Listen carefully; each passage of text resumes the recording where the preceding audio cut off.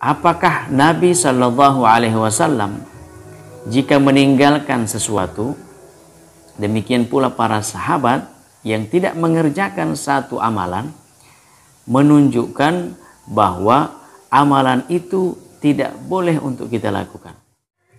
Jadi at-tark di sini, Nabi meninggalkan satu pekerjaan atau satu amalan, tidak menunjukkan atau tidak menjadi satu jalan untuk kita pakai sebagai dalil.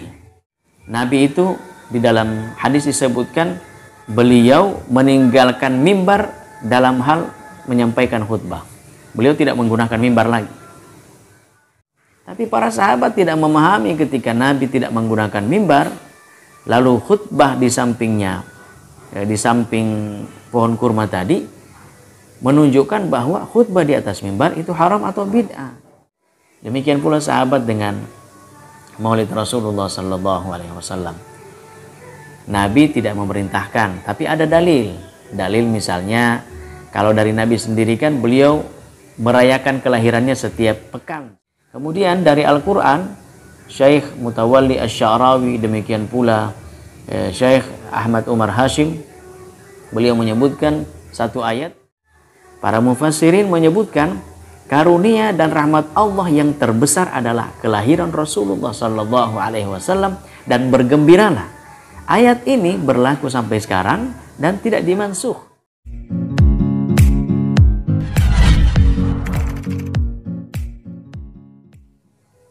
Al-mutasyaddidun atau orang-orang yang ekstrim, banyak yang meyakini bahwa amal-amal yang banyak dilakukan sekarang oleh orang-orang Islam itu tidak boleh untuk kita laksanakan, bihujjatin anna nabiyya sallallahu alaihi wasallam lam yaf'alha wa ashabah.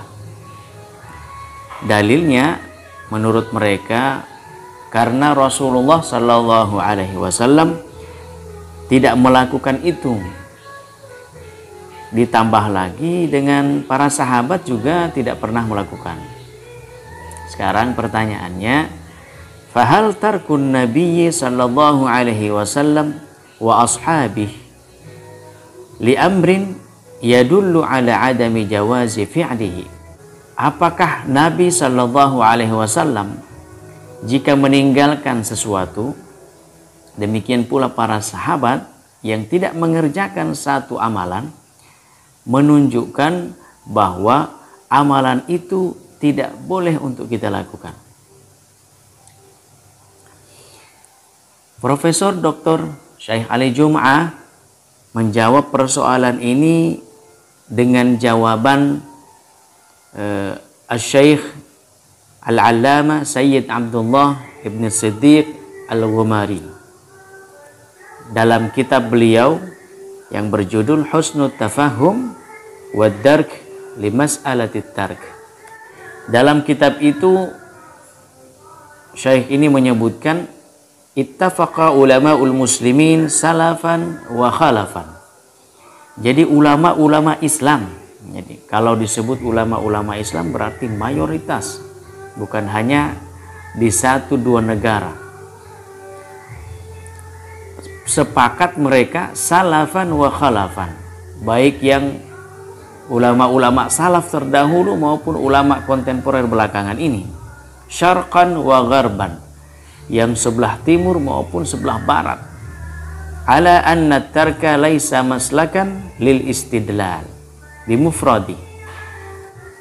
At-tarku itu arti sesungguhnya adalah meninggalkan, taraka yatruku, meninggalkan.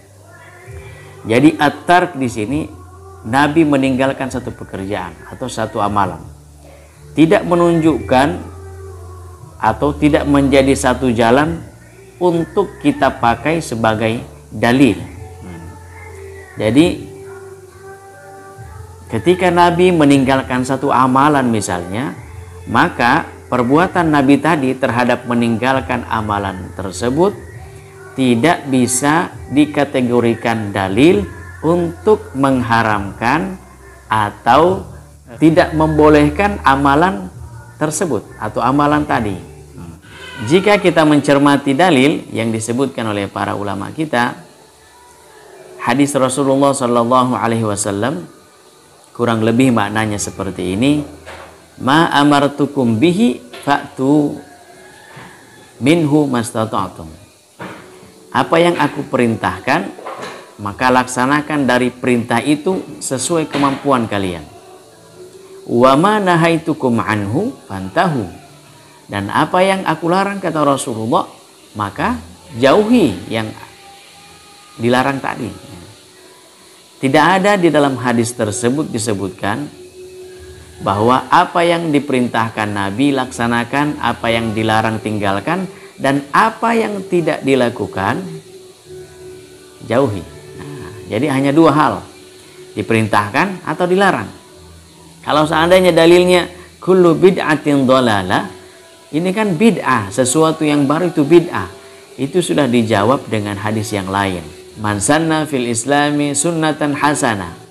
Siapa yang membuat satu contoh yang baik di dalam Islam, falahu ajruha wa ajru man amila biha. Maka bagi orang yang memberi contoh itu adalah dia mendapatkan pahala, dan orang-orang yang mengikutinya juga akan memberi dampak kepada dia dalam hal perolehan pahala. Ditambah hadis yang lain disebutkan bahwa man ahdatsa fi amrina hadza ma laysa minhu fahuwa raddun.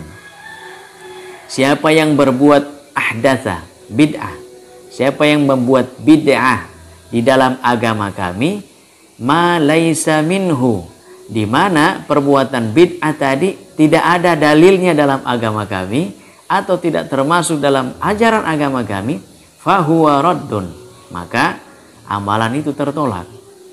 Kalau kita melihat hadis ini menurut penjelasan ulama-ulama kita termasuk Profesor Ali Jum'ah, jika seandainya bid'ah itu mutlak semuanya sesat, maka redaksi hadis cukup begini: man ahdatsa fi amrina hadza fahuwa raddun. Siapa yang membuat sesuatu yang baru dalam urusan kami, dalam agama kami, tertolak. Tidak perlu ma laysa minhu, karena mafhumul mukhalafahnya, pemahaman secara terbalik, bisa berarti seperti ini: man ahdatsa fi amrina hadza wa huwa minhu. Siapa yang membuat sesuatu yang baru dalam persoalan agama kami, di mana yang baru itu masuk dalam konteks ajaran agama kami, fahuwa maqbulun, maka dia diterima. Begitu para ulama usul fikih memahami. Sahabat sekalian, contoh-contoh para sahabat yang memahami bahwa tidak mutlak ketika Nabi meninggalkan satu amalan justru diterjemahkan sebagai haram atau makruh. Saya berikan contoh dan kita sudah sering mendengarkan ini. Di sini disebutkan waqad taraka an-nabiy sallallahu alaihi wasallam fi sholati ba'da raf'i minar ruku'. Nabi sallallahu alaihi wasallam di dalam salat itu tidak membaca doa ini setelah ruku atau i'tidal. Rabbana walakal hamdu hamdan katsiran. Nabi tidak membaca doa ini, Rabbana walakal hamdu hamdan katsiran, tapi doa yang lain. Walam yafhamis sahabiyyu, sahabat Rasulullah tidak memahami bahwa saat Nabi tidak membaca doa yang saya sebutkan tadi menunjukkan bahwa haram membaca doa itu. Ada seorang sahabat yang bermakmum di belakang Rasulullah dan membaca doa ini, Rabbana walakal hamdu hamdan katsiran thayyiban mubarakan fi. Kemudian Rasulullah setelah itu bertanya, siapa yang membaca doa? Awalnya para sahabat takut ya, karena doa itu tidak pernah diajarkan. Tapi ketika Nabi menyebutkan, saya melihat bid'un wasalasin, 30 lebih malaikat yang turun ke sini berebutan mencatat pahalamu, sahabat itu pun mengangkat tangannya, saya Rasulullah, saya yang membaca doa itu. Bukan hanya itu, seperti Bilal bin Rabah yang pertama kali melaksanakan sholat sunat wudhu. Belum ada contoh sebelumnya, belum ada perintah sebelumnya. Nabi belum pernah melakukan itu. Tapi Bilal justru yang pertama kali melakukan, karena pemahaman Bilal yang tidak dilakukan Nabi belum tentu haram. belum tentu bid'ah. Sahabat Bilal pun setiap kali setelah berwudu beliau melaksanakan sholat sunnah wudu 2 rakaat. Sama halnya dengan mimbar. Sabata anna Nabi sallallahu alaihi wasallam tarakal khutbata 'alal minbar. Nabi itu di dalam hadis disebutkan beliau meninggalkan mimbar dalam hal menyampaikan khutbah.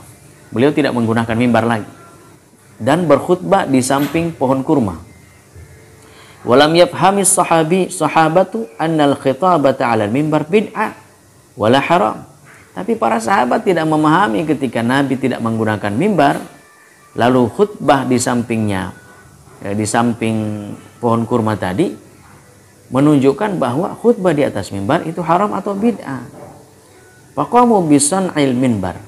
Justru sahabat membuatkan mimbar untuk Rasulullah Shallallahu Alaihi Wasallam, dan ketika itu jadi Nabi pun khutbah di atas mimbar.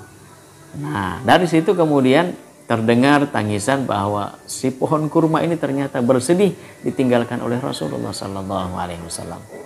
Demikian pula sahabat dengan Maulid Rasulullah Sallallahu Alaihi Wasallam. Nabi tidak memerintahkan, tapi ada dalil. Dalil misalnya kalau dari Nabi sendiri kan beliau merayakan kelahirannya setiap pekan, sepekan sekali, ya, setiap hari Senin. Dzaka yaumun wulidtu fihi, karena hari itu hari aku dilahirkan. Kemudian dari Al-Quran, Syekh Mutawalli Asy-Sya'rawi, demikian pula Syekh Ahmad Umar Hashim, beliau menyebutkan satu ayat, Qul bifadlillahi wa birahmatihi fabidzalika falyafrahu. Katakanlah dengan karunia dan rahmat Allah Subhanahu wa taala, hendaknya dengan kedua itu mereka bergembira. Para mufassirin menyebutkan karunia dan rahmat Allah yang terbesar adalah kelahiran Rasulullah Sallallahu Alaihi Wasallam, dan bergembiralah. Ayat ini berlaku sampai sekarang dan tidak dimansuh, menunjukkan bahwa kelahiran Rasulullah, ya, setiap kelahiran Rasulullah itu kita bergembira, kita merayakan kegembiraan. Kemudian di ayat lain yang menguatkan, Allah Subhanahu Wa Taala berfirman, wa dzakirhum bi ayyamillah, dan ingatkanlah mereka dengan hari-hari Allah. Hari-hari Allah adalah hari-hari di mana Allah menolong agamanya, menyelamatkan Nabi Musa, Nabi Nuh, Nabi Ibrahim dari api, dan termasuk hari Allah itu adalah kelahiran Rasulullah. Bahkan Syekh Mutawalli Asy-Sya'rawi menyebutkan puncak dan inti dari hari-hari Allah di seluruh alam ini adalah lahirnya Rasulullah Sallallahu Alaihi Wasallam. Allahumma salli wa sallim wa barik alaihi. Semoga bermanfaat. Assalamualaikum warahmatullahi wabarakatuh.